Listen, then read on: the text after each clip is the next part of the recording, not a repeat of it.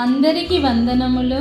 ఈ దినపు పరలోకపు మన్నా సమూయేలు మొదటి గ్రంథము 23వ అధ్యాయం మొదటి వచనం నుండి 29వ వచనం వరకు చూసినట్లయితే, తరువాత ఫిలిష్తీయులు కెయీలా మీద యుద్ధము చేసి కళ్ళముల మీది ధాన్యమును దోచుకొనుచున్నారని దావీదునకు వినబడెను. అంతట దావీదు, నేను వెళ్ళి ఈ ఫిలిష్తీయులను హతము చేయుదునా అని యెహోవా యొద్ద విచారణ చేయగా, యెహోవా, నీవు వెళ్ళి ఫిలిష్తీయులను హతము చేసి కెయీలాను రక్షించుమని దావీదునకు సెలవిచ్చెను. దావీదుతో కూడియున్న జనులు, మేము ఇచ్చట యూదా దేశములో ఉండినను మాకు భయముగా నున్నది. ఫిలిష్తీయుల సైన్యములకెదురుగా కెయీలాకు మేము వచ్చిన ఎడల మరింత భయము కలుగును గదా అని దావీదుతో అనగా, దావీదు మరలా యెహోవా యొద్ద విచారణ చేసెను.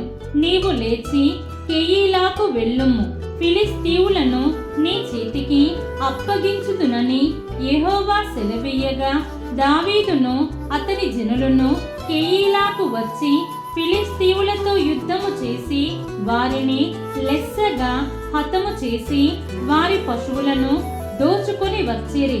ఈలాగున దావీదు కెయీలా కాపురస్తులను రక్షించెను.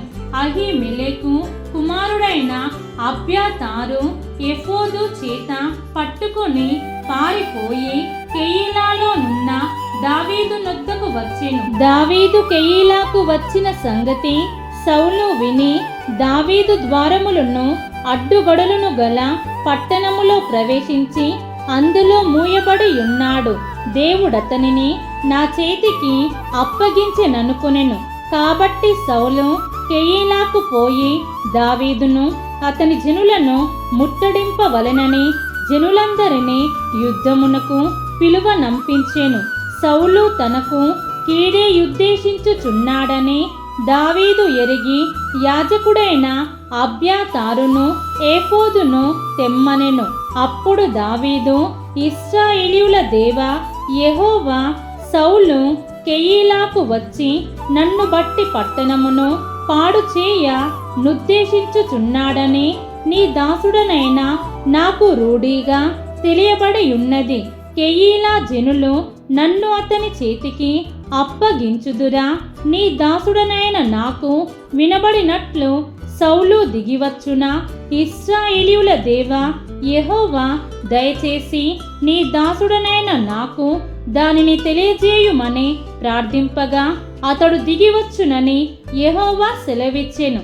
కెయీలా జనులు నన్ను నా జనులను సౌలు చేతికి అప్పగించుదురా అని దావీదు మరలా మనవి చేయగా, యెహోవా, వారు నిన్ను అప్పగించుదురని సెలవిచ్చెను.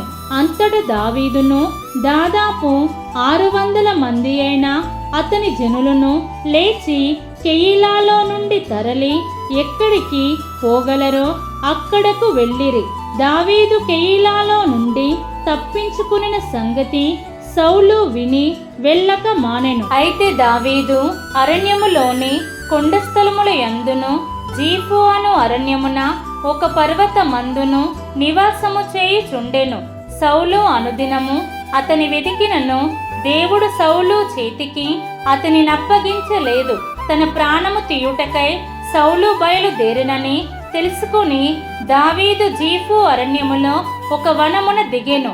అప్పుడు సౌలు కుమారుడైన యోనాతాను లేచి వనములో నున్న దావీదు నొద్దకు వచ్చి, నా తండ్రి అయిన సౌలు నిన్ను పట్టుకొన జాలడు, నీవు భయపడవద్దు, నీవు ఇశ్రాయేలీయులకు రాజవగుదువు, నేను నీకు సహకారి నౌదును. ఇది నా తండ్రి అయిన సౌలునకు తెలిసి ఉన్నదని అతనితో చెప్పి దేవుని బట్టి అతని బలపరిచెను. వీరిద్దరూ యెహోవా సన్నిధిని నిబంధన చేసుకునిన తరువాత దావీదు వనములో నిలిచెను. యోనాతాను తన ఇంటికి తిరిగి వెళ్ళెను. జీఫీయులు బయలుదేరి గిబియాలో నున్న సౌలు నొద్దకు వచ్చి యెషీమోనుకు దక్షిణమున నున్న హకీలా మన్యములోని అరణ్యమున కొండ స్థలముల యందు మా మధ్య దావీదు దాగి ఉన్నాడే.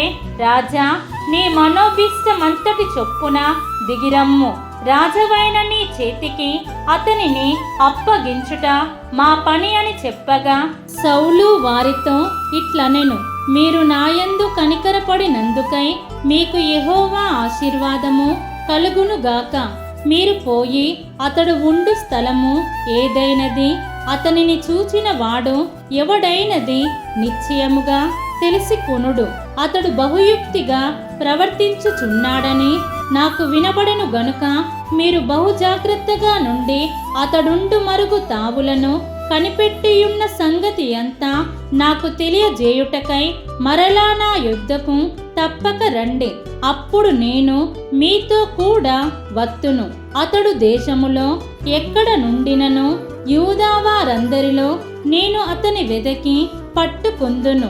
అంతట వారు లేచి సౌలు కంటే ముందు జీఫునకు తిరిగి వెళ్ళిరి. దావీదును అతని జనులను యెషీమోనుకు దక్షిణపు వైపుననున్న మైదానములోని మాయోను అరణ్యములో ఉండగా, సౌలును అతని జనులను తన్ను వెతుకుటకై బయలుదేరిన మాట దావీదు విని కొండ శిఖరము దిగి మాయోను అరణ్యమందు నివాసము చేసెను. సౌలు అది విని మాయోను అరణ్యములో దావీదును తరుమబోయెను. అయితే సౌలు పర్వతము ఈ తట్టునను, దావీదును అతని జనులను పర్వతము ఆ తట్టునను పోవుచుండగా, దావీదు సౌలు దగ్గర నుండి తప్పించుకుని పోవలెనని త్వరపడుచుండెను. సౌలును అతని జనులను దావీదును అతని జనులను పట్టుకొనవలెనని వారిని చుట్టుకొని చుండిరి. ఇట్లుండగా దూత యొకడు సౌలు నొద్దకు వచ్చి, నీవు త్వరగా రమ్ము, ఫిలిస్తీయులు దండెత్తి వచ్చి దేశంలో చొరబడి ఉన్నారని చెప్పగా, సౌలు దావీదును తరుముట మాని వెనుకకు తిరిగి ఫిలిస్తీయులను ఎదుర్కొనబోయెను. కాబట్టి సెలహమ్మలెకోతు అని ఆ స్థలమునకు పేరు పెట్టబడెను. తరువాత దావీదు అక్కడ నుండి పోయి ఏన్గెదీకి వచ్చి కొండ స్థలములలో నివాసము చేయుచుండెను.